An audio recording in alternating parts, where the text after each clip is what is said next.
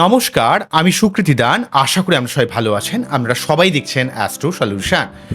আজকে আমি আলোচনা করব যে আর্থিক উন্নতির ক্ষেত্রে ৩ নাম্বার ভিডিও নিয়ে, যে ৩ নাম্বার পার্টটা আমি বোঝাবো যে এই পার্টে যে আপনার জীবনে আর্থিক উন্নতির জন্য এই শক্তিশালী যোগগুলো অত্যন্ত গুরুত্বপূর্ণ ভূমিকা পালন করে। অর্থাৎ সব থেকে শক্তিশালী ধনযোগ যেগুলো আপনার জীবনে আর্থিক উন্নতির ক্ষেত্রে এক বিশেষভাবে আপনাকে কিন্তু হেল্প করবে। এই টোটালি 16টার মতো যোগ নিয়ে আমি আলোচনা করব, যেই যোগগুলো আপনার বাচ্চাতে থাকলে আপনার জীবনে অবশ্যই আর্থিকভাবে আপনাকে স্ট্রং করবে। যদি আপনার যোগ না থাকে তাহলে অবশ্যই ভয় পাওয়ার কিছু নেই, কিন্তু আপনি সঠিকভাবে বাচ্চাদের প্রতিকার প্রতিবিধান করেও কিন্তু এই সমস্যাকে নির্মূল করতে পারেন। তো যাই হোক, আজকে আমি টোটালি এই 16খানা যোগ নিয়ে কথা বলি। প্রথম নাম্বার 1 যে যোগ বলবো সেটা হচ্ছে ধনযোগ। আমি 1 নম্বর পার্টের ভিডিওতে বলেছিলাম যে অর্থকেন্দ্রিক ভাবের ব্যাপারে দ্বিতীয়, একাদশ এবং নবম। দ্বিতীয় মানে অর্থ সেভিংস, একাদশ মানে অর্থ ইনকাম এবং নবম মানে হচ্ছে আমাদের ভাগ্য। এই 3টে ভাব সব থেকে বেশি গুরুত্বপূর্ণ হয়। এছাড়া আমি অলরেডি পঞ্চম ভাবকের কথাও বলেছিলাম এবং দশম ভাবের কথাও কিন্তু বলেছিলাম। তাই যদি কোনোভাবে দ্বিতীয়, একাদশ এবং নবমের সাথে কোনোভাবে ভাব বা ভাবপতির কোনোরূপ সম্পর্ক তৈরি হয়, মানে আমি যদি বলি যে দ্বিতীয়পতি একাদশে অথবা একাদশপতি দ্বিতীয়, অথবা এমনও হতে পারে যে লগ্নে চলে গেল দ্বিতীয়পতি, বা চলে গেল হচ্ছে একাদশপতিকে চলে গেল লগ্নে, বা দ্বিতীয়পতি এবং একাদশপতি একসঙ্গে কেন্দ্রস্কোণে অবস্থান করছে, বা কোনোভাবে দ্বিতীয়পতি নবমপতির সঙ্গে যুক্ত হয়ে রয়েছে, বিভিন্নভাবে এই যোগটা তৈরি করে দেয়। ধনযোগের অনেকগুলো কম্বিনেশন রয়েছে, আমি বলে যাই। কোনোভাবে দ্বিতীয় এবং একাদশ যদি একসঙ্গে যুক্ত হয়, বা দ্বিতীয়পতি একাদশে এবং একাদশপতি দ্বিতীয় থাকে, সেক্ষেত্রে হতে পারে। বা কোনোভাবে যদি বাচ্চাটে দ্বিতীয়পতি এবং নবমপতি একসঙ্গে যুক্ত হয়ে থাকে বা দৃষ্টিপ্রাপ্ত হয়, সেক্ষেত্রেও কিন্তু এই ধনযোগ তৈরি হতে পারে। অথবা বাচ্চারা যদি কোনোভাবে কেন্দ্র বা কোণে পঞ্চমপতি এবং নবমপতি অবস্থান করে, সেক্ষেত্রেও কিন্তু ধনযোগ তৈরি হতে পারে। অর্থাৎ আপনার লগ্নের এক্সপেক্টে পঞ্চমপতি যে রয়েছে বা আপনার লগ্নের এক্সপেক্টে নবমপতি যে রয়েছে, সে যদি কোনোভাবে কেন্দ্র বা কোণে অবস্থান করে।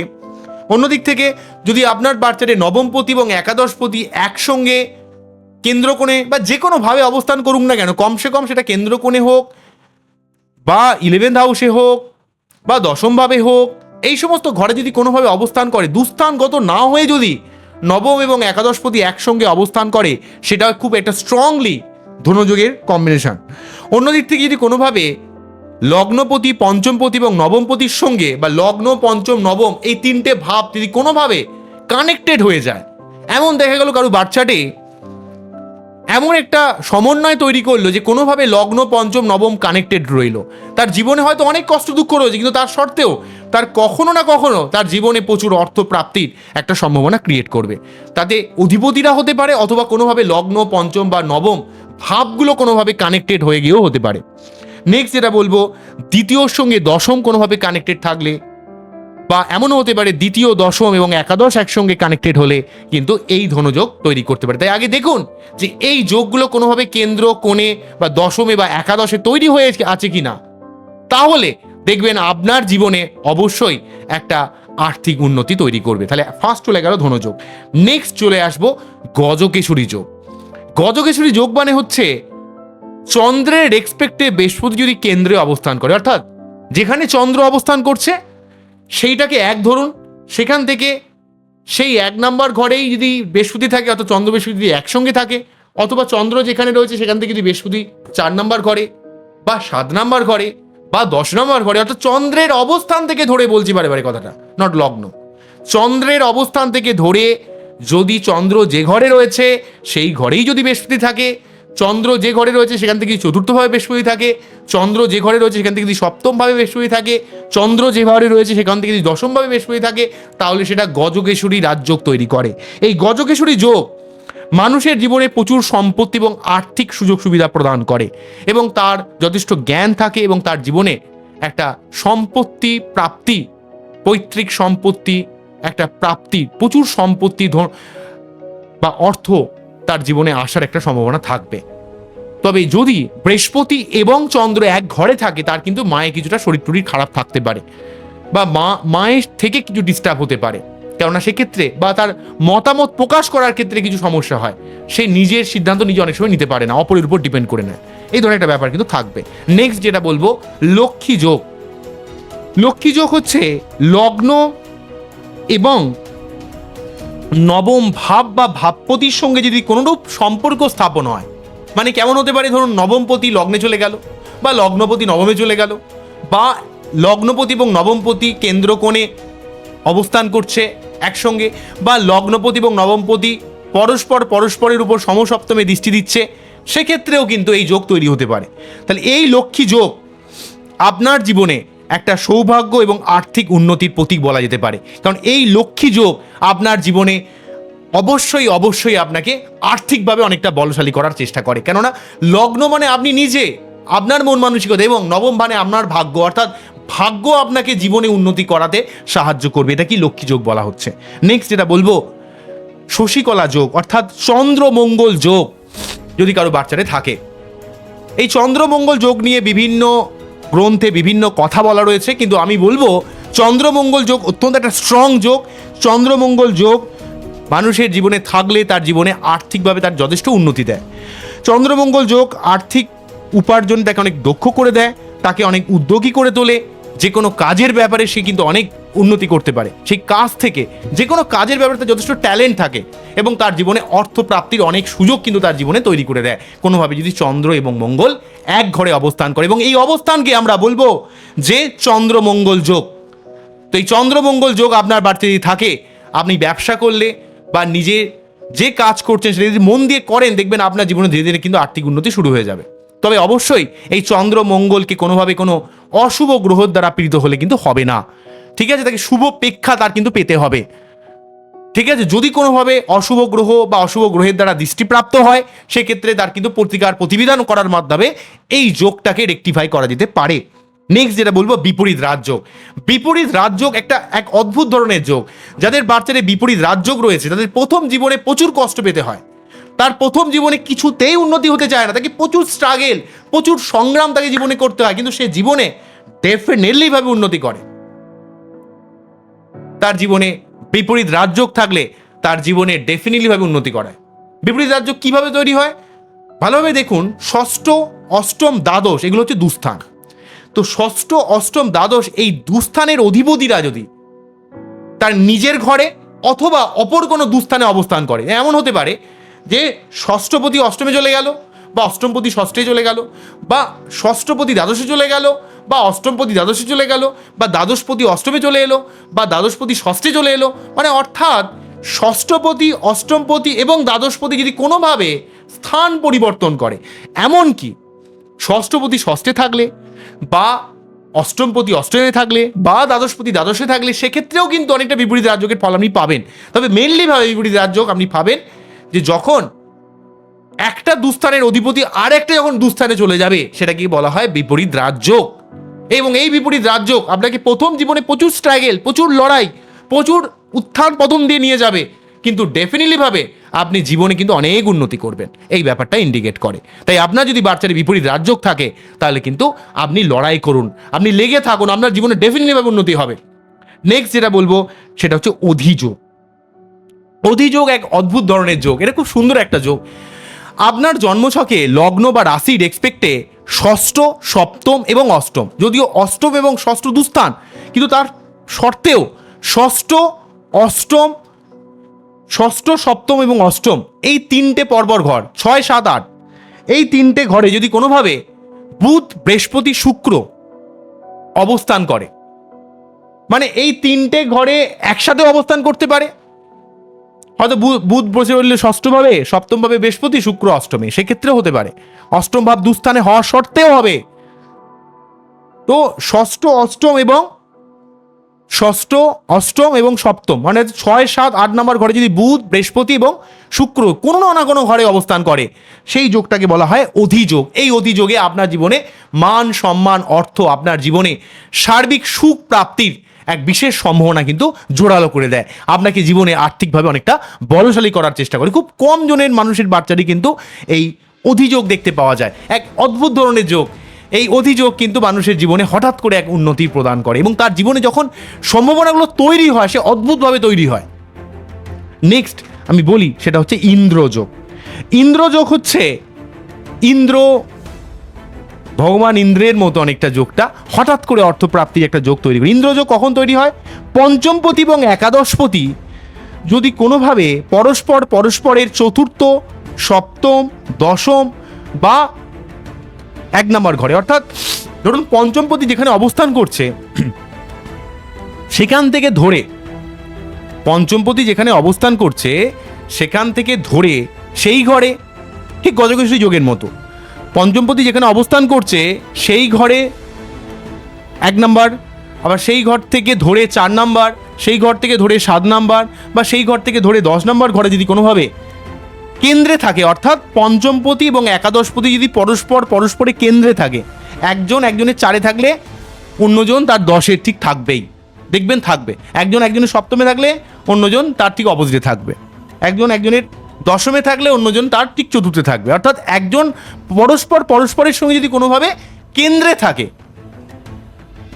এটা আপনার একাদশ থেকে ধরতে পারেন যে একাদশের প্রতি যেখানে রয়েছে তার উপরই যদি পঞ্চমপতি থাকে, বা একাদশপতি যেখানে রয়েছে তার চতুর্থভাবে যদি এখানে পঞ্চমপতি থাকে, বা একাদশপতি যেখানে রয়েছে তার অপোজিটে যদি পঞ্চমপতি থাকে, বা একাদশপতি যেখানে রয়েছে তার ঠিক দশমভাবে যদি পঞ্চমপতি থাকে, তাহলেও কিন্তু এই যোগটা তৈরি হয়। এই যোগ কিন্তু হঠাৎ করে জীবনে একটা অতুল ঐশ্বর্য বা সম্পত্তি বা অর্থ প্রাপ্তির একটা সম্ভাবনা ক্রিয়েট করে, কিন্তু এটা হঠাৎ আসে, ঠিক আছে, কিন্তু সেই সুযোগটাকে সঠিকভাবে কিন্তু কাজে লাগাতে হবে। নেক্সট যেটা বলবো হচ্ছে বসুমতী যোগ। বসুমতী যোগ হচ্ছে লগ্ন বা চন্দ্রের সাপেক্ষে সমস্ত শুভ গ্রহগুলো, যদি সেটা লগ্নের সাপেক্ষে হতে পারে অথবা চন্দ্রের সাপেক্ষে অর্থাৎ রাশির সাপেক্ষে হতে পারে, যদি সমস্ত শুভ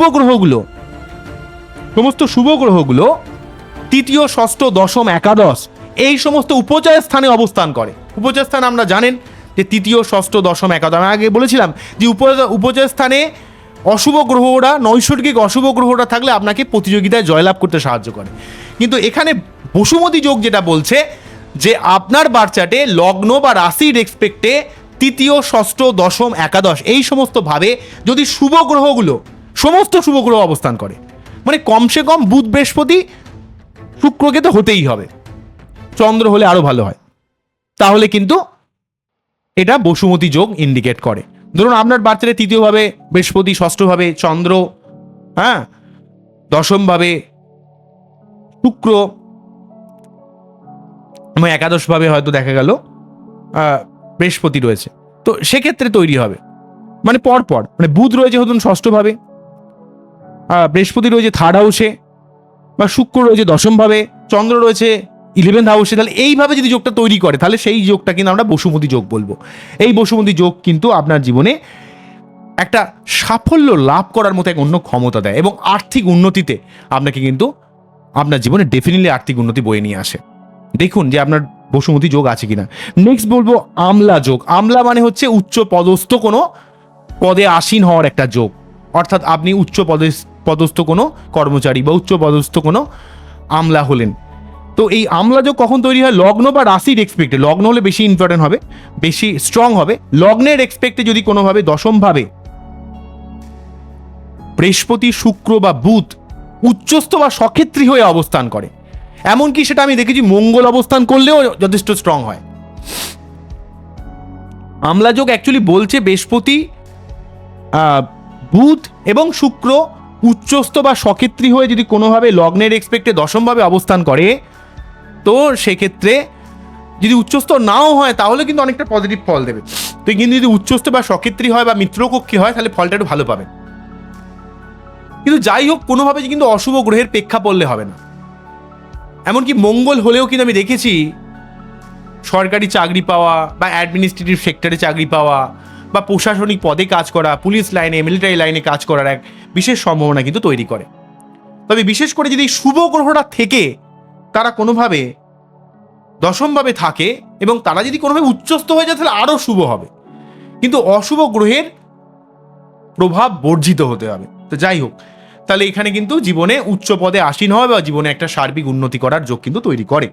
নেক্সট বলবো হচ্ছে পারিজাত যোগ। পারিজাত যোগ মানে হচ্ছে লগ্নপতি যে রাশিতে অবস্থান করছে সেই রাশিপতি যদি কোনোভাবে কেন্দ্র বা কোণে অবস্থান করে উচ্চস্থ বা সক্ষেত্রী থাকে, অর্থাৎ আপনার বাচ্চাটি লগ্নপতি কিন্তু অত্যন্ত গুরুত্বপূর্ণ ভূমিকা পালন করে। তো লগ্নপতি যেভাবে অবস্থান করছে সেই ভাবপতি যদি কোনোভাবে কেন্দ্র বা কোণে অবস্থান করে উচ্চস্থ বা সক্ষেত্রী থাকে, তাহলে কিন্তু সেই যোগটাকে পারিজাত যোগ বলে। এবং এই যোগে আপনার জীবনে অবশ্যই কিন্তু আপনি ভালো কোনো চাকরি পেতে পারেন, আপনি ব্যবসা করে অনেক উন্নতি করতে পারেন, আপনার জীবনে একটা আর্থিক অবস্থা অনেক দিক থেকে কিন্তু একটা স্ট্রং করার কিন্তু চেষ্টা কিন্তু আপনাকে করাবে এই পারিজাত যোগ আপনার থাকলে। নেক্সট যেটা বলবো, রাজলক্ষ্মী যোগ এবং শুধু লক্ষ্মী যোগ।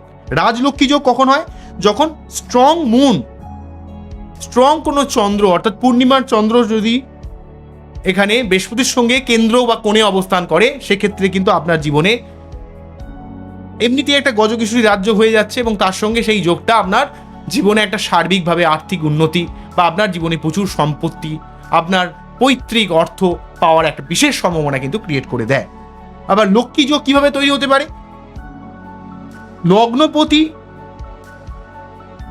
আপনার বাড়িতে যদি লগ্নপতি স্ট্রং হয় এবং সেই সঙ্গে যদি আপনার নবমপতি উচ্চস্থ হয়ে অবস্থান করে, দুটো কন্ডিশন, একটা হচ্ছে লগ্নপতিকে স্ট্রং হতে হবে এবং সেই সঙ্গে নবমপতিকে উচ্চস্থ হয়ে অবস্থান করতে হবে, তাহলে সেই যোগটাকে বলা হয় লক্ষ্মী যোগ। এই লক্ষ্মী যোগেও কিন্তু আপনার জীবনে একটা ভাগ্য বিশেষভাবে আপনাকে সহায়তা করে এবং আপনার জীবনে বিশেষভাবে আপনাকে ভাগ্য অর্থকেন্দ্রিক ব্যাপারে আপনার জীবনে অনেক উন্নতি প্রদান করে।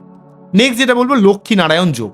লক্ষ্মী নারায়ণ যোগ কি হতে পারে? বৃহস্পতি এবং শুক্র যদি বাচ্চারে কেন্দ্র বা কোণে অবস্থান করে বা কোনো রকম অশুভ গ্রহের দৃষ্টি বর্জিত হয়ে অবস্থান করে, তাহলে কিন্তু এই যোগটা তৈরি হয়। এছাড়া বৃহস্পতি এবং শুক্র যদি পরস্পরের